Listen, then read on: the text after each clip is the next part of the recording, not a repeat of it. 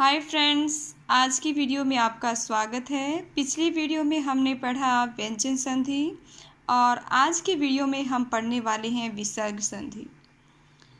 विसर्ग संधि में आज हम विशेष रूप से क्या पढ़ने वाले हैं? विसर्ग संधि का अर्थ, परिभाषा, नियम और उदाहरण। विसर्ग, जैसा कि नाम से ही पता चलता है, विसर्ग संधि विसर्ग का मेल होने से जो भी बदलाव होगा उसे विसर्ग संधि होती है। लेकिन विसर्ग का किसके साथ मेल होना चाहिए? ये जो दो डॉट हैं, ये प्लस के निशान से पहले जो शब्द आता है उसके बाद लगे हुए मिलेंगी हमारी विसर्ग संधि में। परिभाषा देखते हैं।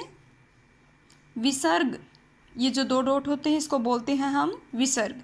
विसर्ग के बाद स्वर या व्यंजन आने पर विसर्ग पे जो विकार या परिवर्तन होता है उसे विसर्ग संधि कहते हैं।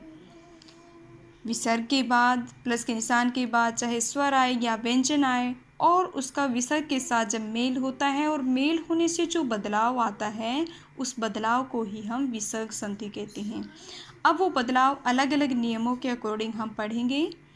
विशेष विसर्ग संधि में प्लस के चिन्ह से पहले वाले शब्द के बाद विसर्ग चिन्ह लगे होते हैं। जैसे कि हमने व्यंजन संधि में पढ़ा कि व्यंजन संधि में प्लस के निशान से पहले जो भी शब्द होता है उस शब्द के अंतिम वर्ण में व्यंजन के नीचे हलंत लगा होता है। इट मीन्स वो अपना मूल रूप से व्यंजन है। उसी प्रकार से जो हमारी विसर्ग संधि है, विसर्ग संधि में पहला जो शब्द है प्लस के निशान से पहले उसके अंतिम वर्ण के बाद विसर्ग लगे होते हैं। ठीक है, ये मुख्य रूप से विसर्ग संधि की पहचान है। नियम, यदि विसर्ग के से पूर्व ए हो, विसर्ग से पहले ए हो और उसके सामने किसी भी वर्ग का तीसरा, चौथा, पांचवा वर्ण या य, र, ल व ह में से कोई वर्ण हो तो विसर्ग तथा पूर्व ए को मिलाकर ओ हो जाता है। अब यहाँ पर देखिए,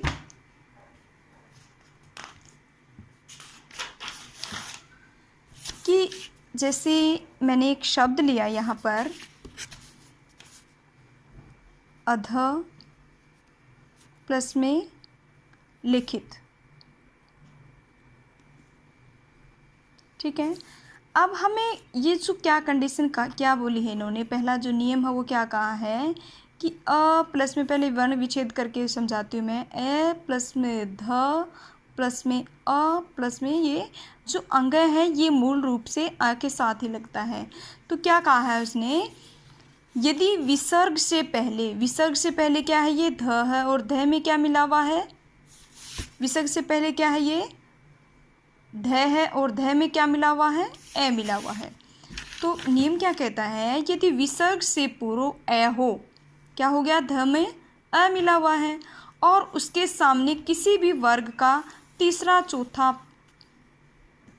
पांचवा कोई भी वर्ण हो, जो ये है या तो तीसरा, चौथा, पांचवा में से कोई भी हो।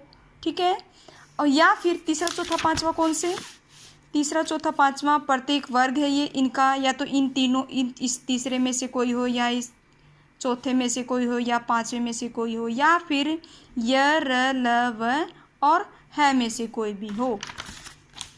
तो क्या होगा, ये विसर्ग से पहले वाला ए और ये वर्ण मिलकर ओ हो जाएंगे। क्या हो जाएंगे, ओ हो जाएंगे। एग्जाम्पल देखते हैं हम। अध प्लस में लिखित, अधोलिखित, क्या हो गया, अधोलिखित। नेक्स्ट है हमारा मन प्लस में हर, मनोहर। यहाँ भी क्या है, विसर्ग से पहले न है और न में हमारा अ मिला हुआ है, तो विसर्ग से पहले ए है और इधर ह है, क्योंकि हमारे रूल्स में है ये है होना चाहिए उधर। तो मनोहर। तेज प्लस में मैं, तेजो में। सेकंड जो नियम है हमारा विसर्ग संधि का, विसर्ग के बाद रे होने पर विसर्ग का लोप हो जाता है। यदि विसर्ग आया हो तो उसके बाद यदि रे आया हो तो विसर्ग का लोप हो जाएगा। और दूसरी कंडीशन क्या कहता है कि यदि ह्रस्व ई आई हो तो वो दीर्घ ई में बदल जाएगी। दो कंडीशन है हमारे इस नियम में, एक तो विसर्ग के बाद रे आना चाहिए और विसर्ग से पहले ह्रस्व ई आनी चाहिए, और वो ह्रस्व ई जब मेल करेंगे, हम संधि करेंगे इसकी, तो दीर्घ ई में बदल जाएगी। जैसी नि प्लस में रव, निरव, तो यहाँ क्या है, विसर्ग है, विसर्ग से पहले ह्रस्व ई आई है, वो दीर्घ ई में बदल गई, ठीक है। और जो ये विसर्ग थे इनका लोप हो गया। लोप मतलब खत्म हो जाना, लोप मतलब खत्म हो जाना, विसर्ग का लोप हो जाएगा और जो ह्रस्व हो ई, ह्रस्व जो भी मात्रा लगी हुई होगी ई की, वो दीर्घ ई में बदल जाएगी। नि प्लस में रव, निरव, नि प्लस में रोग, निरोग, नि प्लस में रज, नीरज। तीसरा जो नियम है हमारा, यदि विसर्ग से पूर्व ए आ को छोड़कर, विसर्ग से पहले क्या है, ए आ नहीं आने चाहिए।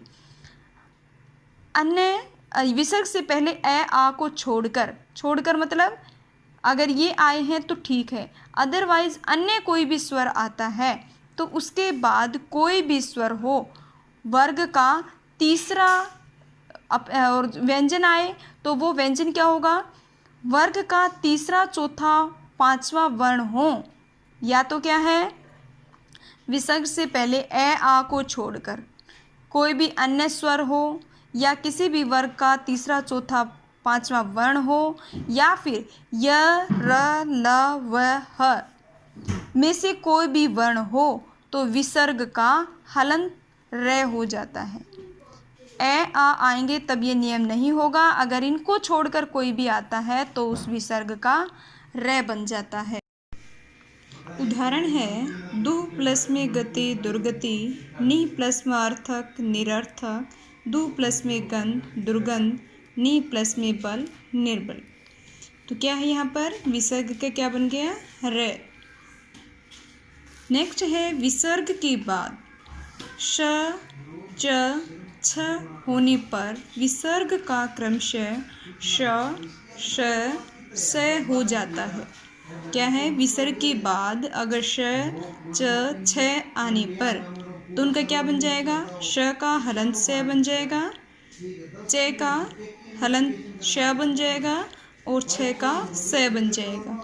देखिए एग्जाम्पल, निहि प्लस में सार, निशार, दु प्लस में चरित्र, दुश्चरित्र, निहि प्लस में छल, निश्छल, दु प्लस में शासन, दुशासन।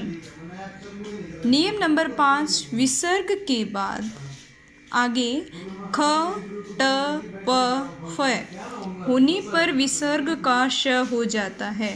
उदाहरण, चतु प्लस में पाद, चतुष्पाद क्या था, विसर्ग के बाद ख, ट, प, फ आए हों तो उसका क्या हो गया, विसर्ग के बाद ख, ट, प आने से हलंत मूर्धन्य श हो जाएगा। चतुः प्लस में पाद, चतुष्पाद, धनु प्लस में पाणी, धनुष पाणी, धनु प्लस में खंड, धनुष खंड, दुह प्लस में ट, दोष्ट, नि प्लस में फल, निष्फल। नियम नंबर 6, विसर्ग के आगे क, त, स होने पर विसर्ग का हलंत दंत श हो जाता है। विसर्ग के बाद क, त, स आए हों तो हलंत श हो जाएगा।